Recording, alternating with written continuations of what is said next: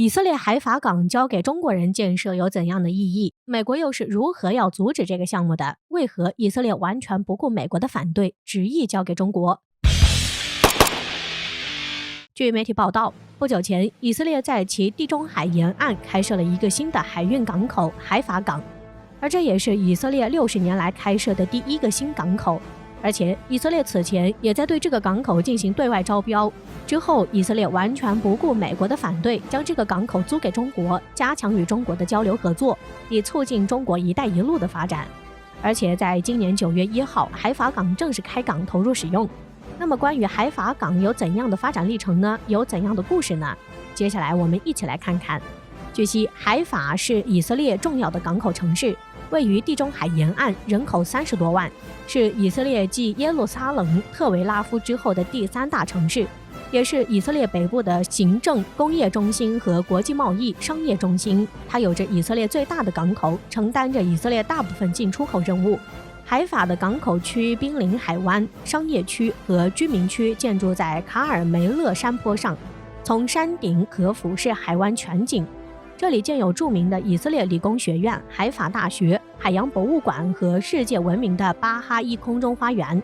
所以，海法市作为以色列北部的交通和工业中心，地中海沿岸的铁路枢纽，在此处建设港口，并且港口建成并投入使用后，这将有益于以色列发展更丰富的海铁联运网。因此，海法港也是一带一路沿线重要的节点港口，在国际航运版图中占有重要地位。正因为海法港具有如此重要的地位，且海法港是以色列60年以来首个新开港的大型港口，也是迄今为止地中海东岸最先进、最绿色、建设速度最快的码头，采用全球最先进的港口技术，在自动化程度、作业效率、节能环保、客户服务等各方面，这也将给海法港乃至整个以色列港口行业带来提升。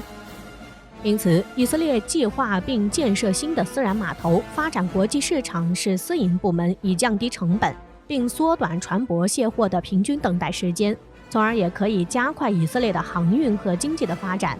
所以，以色列也就以海法港这个工程在国际上进行招标，希望可以找到好的承建商。而此时，中国的企业看到了如此好的发展机遇，就想要拿下这个建设项目，也是向以色列表示出了巨大诚意。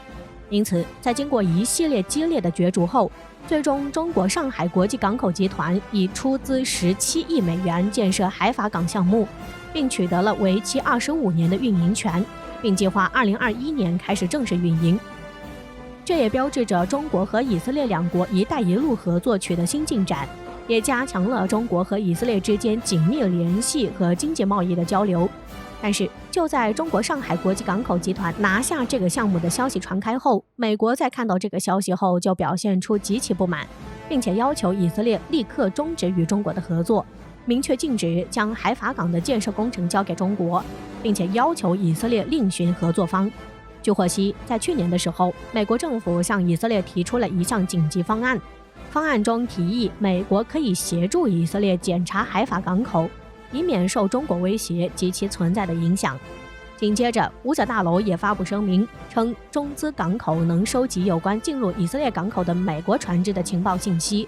这种管理不仅会威胁以色列，而且还会威胁美国海军。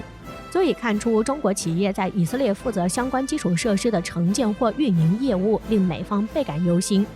因为海法港不仅是以色列对外贸易的重要港口，而且也是以色列海军基地所在地。以色列的潜艇编队也驻扎在此，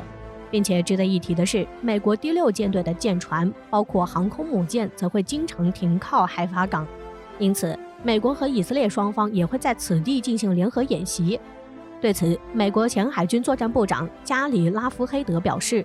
中国如果建设海法港，那么港口的经营者将可以密切监控美国船只，留意其维护活动，接触到进出维修点的设备，并与我们的船员自由交流。与港口相连的信息系统和新的基础设施，以及可能存在的信息和电子侦察系统，会破坏美国的信息和网络安全。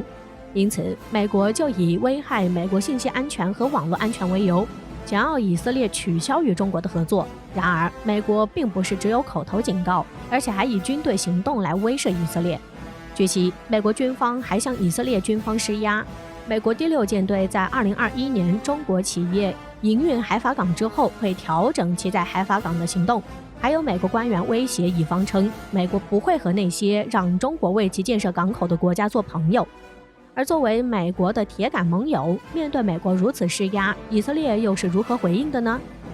对于美国的强势施压，以色列也是倍感压力。因为此前美国确实给了以色列很多的援助，而且这也使得以色列成为美国在中东的盟友，而且使以色列在很多事儿上都受到了美国的影响和控制。因此，这也是使得以色列感到压力巨大。而此次面对美国的反对，以色列也是在慎重地考虑利弊，也是与中国方面进行商讨，以便可以找出最好的方案。然而，根据以色列港口发展和资产有限公司主席透露，以色列和中国上海国际港务集团签署的经营特许权协议中，包括一个保密的有关安全问题的附约。中国承诺将尊重以色列的安全关切，不会对以色列造成安全威胁。而且，据以色列国家安全研究所以中关系项目研究员加利亚拉维指出，其在进行实地考察海法港后称，中国公司仅是负责经营海法港的相关码头，那里根本就不是第6舰队或其他军舰停靠的地方，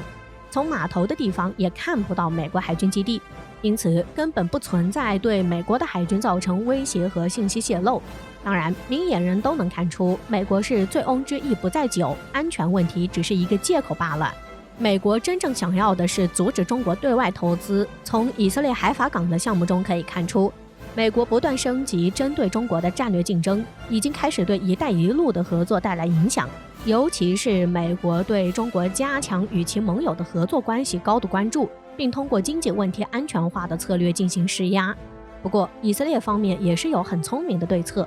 根据报道，在去年的时候，碍于特朗普的强硬立场，以色列方面选择拖延战术。等到美国换届后，以色列立马宣布拒绝美国的紧急方案，并且否认了来自中国的威胁。